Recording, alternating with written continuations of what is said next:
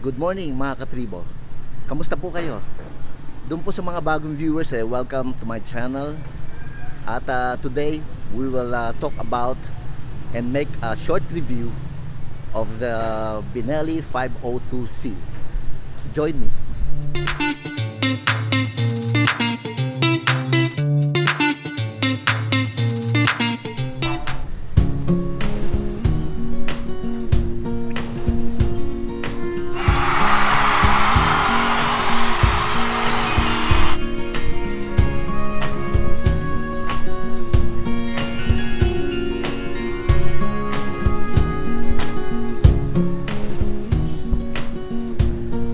Well, the Benelli 502C is an Italian brand.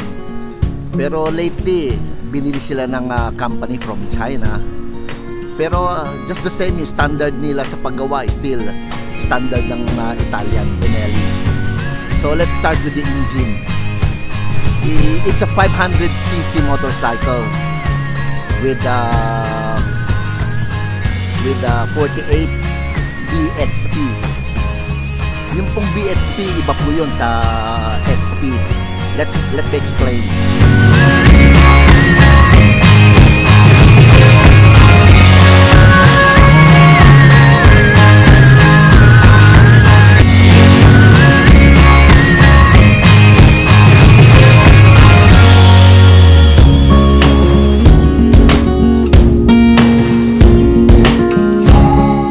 Yung BHP po, yung power niya, is sinukat po yun without, yung engine lang mismo, without any accessories attached to it. So talagang engine lang, yung power ng engine yung sinukat nila. Yung po ang BHP. Yung HP po naman, sinukat po yung engine niya with all the accessories like the gearbox, yung mga auxiliary, yung mga water pump, nakakabit na lahat. So yung po ang difference ng BHP at saka HP. It's a twin parallel engine, no? 2-cylinder siya. As you can see, doon po sa loob, yung pong nakikita nyo, dalawa pong tubo niya going to the exhaust. So 2-cylinder po siya. And aside from that, ang engine niya po is inline 2, no? And then punta po tayo dito sa kanyang suspension. Mono suspension po yung sa likod niya, at dun po sa harap double inverted fork. Ayan po. Ang kanya po ng mga brake system, dual disc brake po siya in front with 260mm with ABS po. At doon po sa likod naman, it's a single piston po, 240mm po. Ang po single disc siya. Then ang kanya pong sukat ng gulong sa rear po is 160 by 60 by 17. At doon po naman sa harap is 120 by 70 by 17. Ayan. Meron na po siyang kasamang slider, no? Pag binili nyo. At dito po sa harap ng kanyang water pump. And also, lahat po ng lights niya is ABS. LED na po. The headlight, signal light, pati po yung kanyang rear light po, panay naka-LED na po yan. Ang kanya po emergency light nandito po sa may tapalodo, hindi po nakakapit doon sa may upuan. Yan po. At ang kanyang seating position is upright. Sabi nila medyo mahirapan daw umangkas dahil maliit daw ang seat sa likod. Pero sa experience ko po, okay naman. Yung misis ko po, lagi naka-back ride sa akin. Komportable naman daw siya. Okay naman. Ito po po ang kanyang engine. Ang kanya palang gas tank is 21 liters po ang capacity. Maganda po ang kanyang side mirror, kita mo lahat. And also medyo wide po ang kanyang handlebar. Napansin ko lang sa handlebar niya, dito sa may riser niya, medyo fat bar siya eh. Pero once na pumunta ka na dito sa may handle mismo, medyo maliit na siya. Ayan po, kita nyo, mataba po rito, dito medyo lumiit. Yan. Ito po kanyang mga switch. We have the start button. Tapos meron rin yung hazard, yung emergency bottom light. Dito naman po sa kabila ay yung kanyang high and low sa headlight, and also the signal light, and yung busina po. Yung passing through button meron din po siya dito sa harap.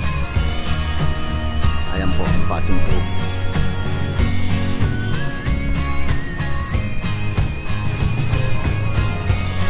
Ayan po kanyang harap. Ngayon, let's go to the panel, no?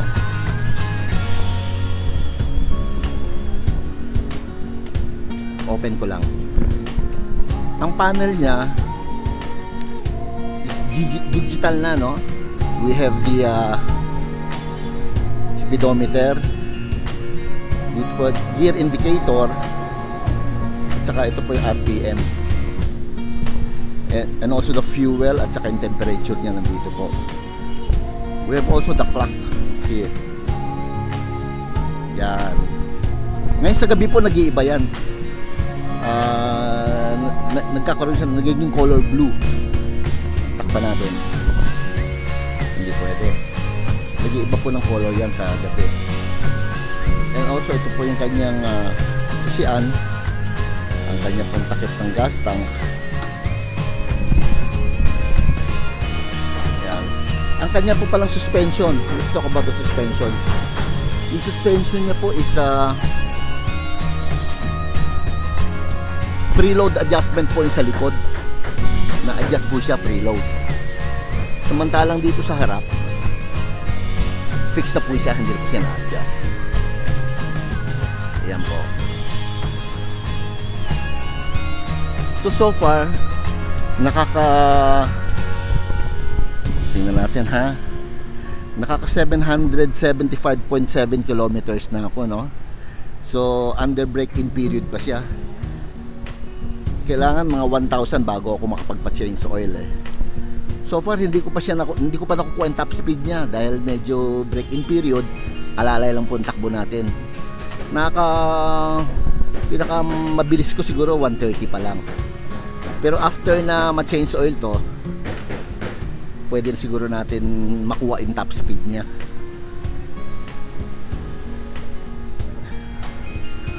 Ito po ang physical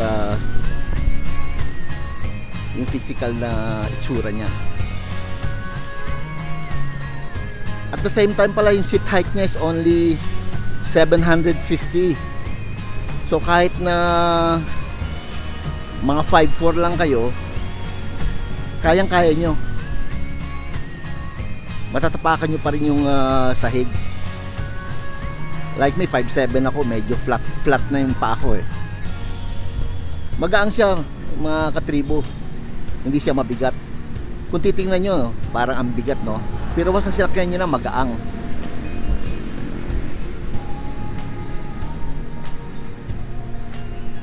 So ang kanyang exhaust po is double. Ngayon check po natin ang sound niya.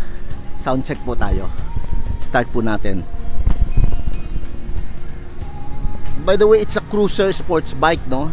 So ang kanyang mga cambio medyo forward po, nasa harap. Ayan. Dahil cruiser bike nga siya, ang standard kasi nandito sa gitna. Yan, dito sa gitna. Siya po medyo forward. So, start natin. Tingnan natin ang kanyang sound check.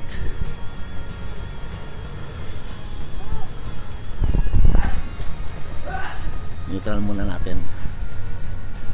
Sorry lang po.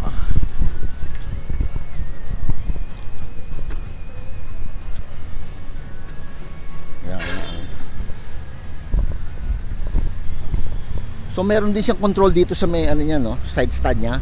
Once na nakakambyo ka, naka side stand, hindi po i-start 'yon.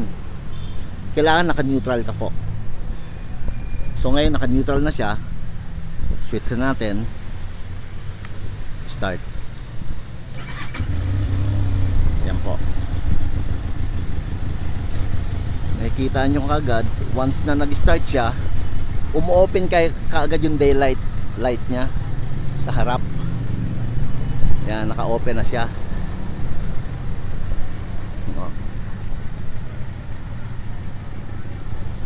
As soon na start yun, naka-open na kaagad siya.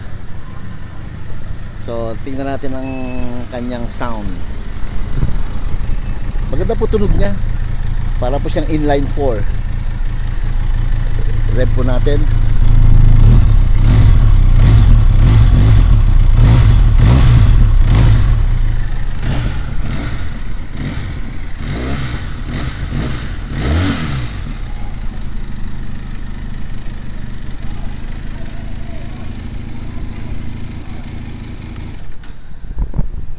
Ayan po ang kanyang sound. Gustong gusto ko po yung tunog niya. Hindi siya maingay.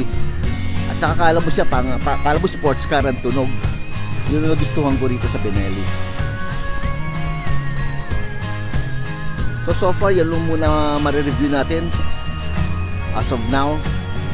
Next time po bigay ko na sa inyo yung kanyang handling, riding handling niya po, at saka yung kanyang top speed. So shout out muna sa mga kasamahan ko sa Nehemiah Ministry ng Light of Jesus, headed by Brother Bo Sanchez, sa mga staff ng Benelli Philippines. Shout out po sa inyo. So until next time mga tribo, God bless po.